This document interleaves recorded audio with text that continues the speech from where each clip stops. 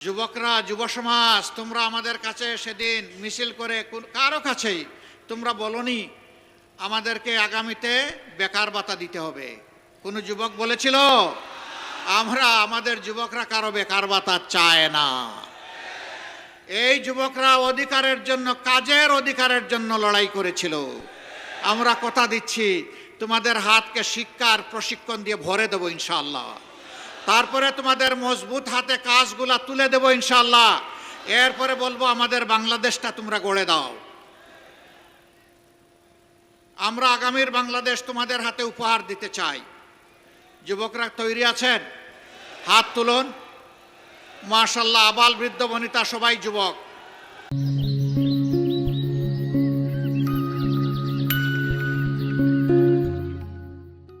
Yes, তাইলে আমিও যুবক, আমিও যুবক।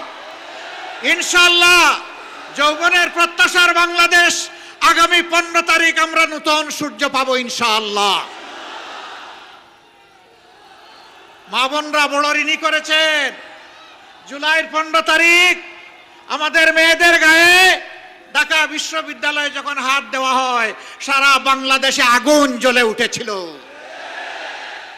আমরা মায়েদের কাছে ঋণী। 16 তারিখ আবু সাইদ চিৎকার দিয়েছে উত্তরবঙ্গে দাঁড়িয়ে, আমার অধিকার আমাকে দে, না হয় আমাকে একটা গুলি দে। সে বলেছিল বুকের ভিতরে তুমুল ঝড়, বুক পেতেছি গুলি কর। জাতির জন্য বুকে গুলি লুফে নিয়েছে, পিঠে নেয় নাই, কারণ সে বীর সন্তান। বন্ধুগণ, সেদিন অনেকে বাধ্য হয়ে স্বৈর শাসকের হুকুম পালন করতে তারা বাধ্য হয়েছিলেন। আমরা জাতিকে নিয়ে পিছনে যেতে চাই না, আমরা জাতিকে নিয়ে সামনে যেতে চাই। আমরা এমন একটি বাংলাদেশ চাই যে বাংলাদেশে শিশুটি উপযুক্ত শিক্ষা পাবে, উপযুক্ত নাগরিক হিসাবে সুস্থ হয়ে বড় হওয়ার জন্য স্বাস্থ্যসেবা পাবে, নিরাপদ রাস্তা পাবে, নিরাপদ শিক্ষা প্রতিষ্ঠান পাবে। এরপরে যখন বড় হবে হাতের মধ্যে কাজ পাবে। এরপরে যখন আরো বড় হবে দেশটাকে গড়ে দেবে। আমরা সেই বাংলাদেশটা চাই যেই বাংলাদেশে আমার মা, আমার বোন, আমার মেয়ের শতভাগ নিরাপত্তা এবং মর্যাদা নিশ্চিত হবে ইনশাআল্লাহ। এটা গড়ে, রাস্তায়, কর্মস্থলে, যেখানেই হোক সব জায়গায় একই হবে। আমরা সেই বাংলাদেশ চাই যে বাংলাদেশে মানুষ তার যোগ্যতা এবং তার অবদান অনুযায়ী মূল্যায়িত হবে। সে ফর এক্সাম্পল, আজকের এই জনসভায় যারা আমাদেরকে নিরাপত্তা দিচ্ছেন, তাদের জীবন আর সাধারণ একটা দপ্তরে, অফিসে যিনি চাকরি করেন তার জীবন এক নয়। সেনাবাহিনী এবং আধা সামরিক বাহিনীতে যারা সদস্য হিসাবে নাম অন্তর্ভুক্ত করেন, প্রথম দিনই তারা নিয়ত করেন, আল্লাহর নামে শপথ করেন যে আমার দেশের প্রতি ইঞ্চি মাটি হেফাজত করার জন্য জীবন দিব, কিন্তু মাটি কাউকে দেব না। তাদের জীবন আর আমার জীবন এক নয়। র্যাব, পুলিশ, এরকম যারা আছেন শৃঙ্খলা বাহিনীতে, তাদের রাত নেই, দিন নেই, কখন কোথা থেকে কোন ডাক আসে তার কোনো ঠিকানা নেই। তার বেতন আর আমার বেতন এক হওয়া উচিত নয়। সবাইকে সমান দেওয়ার নাম ন্যায় বিচার নয়। যার যেটা ন্যায্য পাওনা তাকে সেটাই দিতে হবে, এর নাম ন্যায় বিচার।